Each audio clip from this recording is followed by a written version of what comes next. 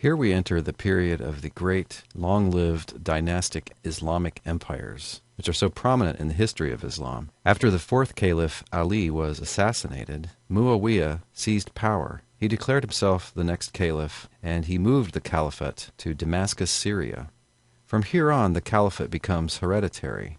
There seems to have been another change as well. Whereas the first four caliphs were, like Muhammad, both political and spiritual leaders, Muawiyah was pretty much just a king, just an emperor.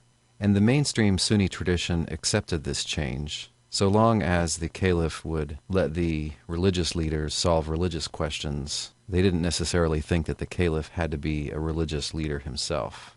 They were concerned above all that their caliphs should provide stability to the culture, political and social stability, so that religion and culture could thrive. And this is what happened in this medieval period. He kind of settled down and consolidated Muslim culture, administration, and law, and it became a distinctive civilization. Historians refer to this as a flowering of Islamic culture.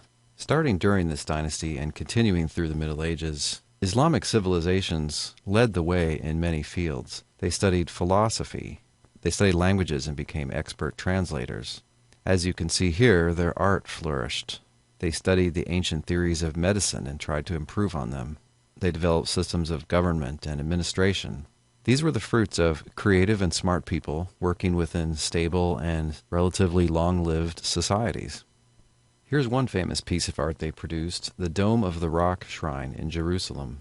The story exists in different versions, but as I understand it, Muhammad is met by Gabriel in Mecca, put on this animal Burak, and then he's flown to the al-Aqsa mosque, which is near the Dome of the Rock, where he engages in prayers with some other eminent figures. And then the Dome of the Rock is supposed to mark the place where he lifted off and was taken to heaven, and after that, back home.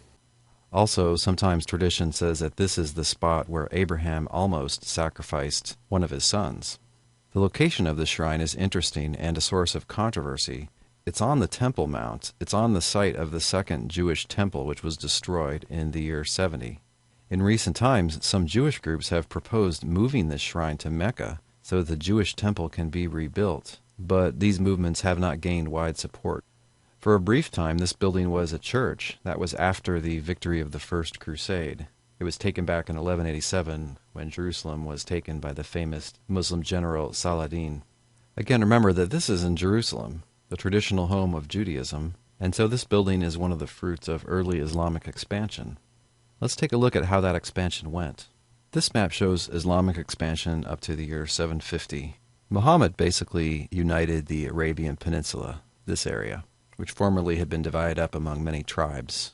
The first four caliphs brought things up to this point, up to the Orange area, and then the Umayyad dynasty, which lasted up to the year 750, added yet more area, here in yellow.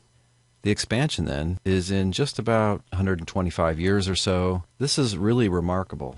It took people at the time by great surprise. They were surprised and shocked by this. And this was expansion by conquest.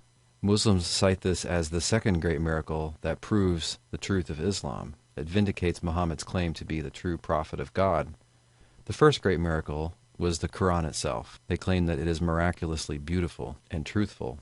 And again, rather than being centered in Mecca down here, the Umayyad dynasty was centered in Damascus, Syria, which is right up here. That's where Muawiyah moved it to. Although a branch of the Umayyad dynasty held on in Spain as long as the year 1236, the rest of the Umayyad dynasty was overthrown by another one called the Abbasid dynasty. This dynasty moved the caliphate far eastward to Baghdad, Iraq, which is here. They were at their most powerful in the 800s, and after that time their influence waned as rival caliphs and various independent rulers established themselves in Tunisia, in Egypt, in Syria, and in Iran. There were rulers there with their own ideas, and this far-spread empire was just too difficult to hold together. Many historians would say that this empire, the Abbasid dynasty at its height, was the pinnacle of Islamic wealth and also the pinnacle of Islamic culture. By the end of this period, the Abbasid caliphs were mere figureheads. They were really controlled by other rulers. The last remnants of the Abbasid dynasty in Baghdad were finally swamped in the year 1258 by what was to become the next great Islamic empire, which we'll discuss in our next section.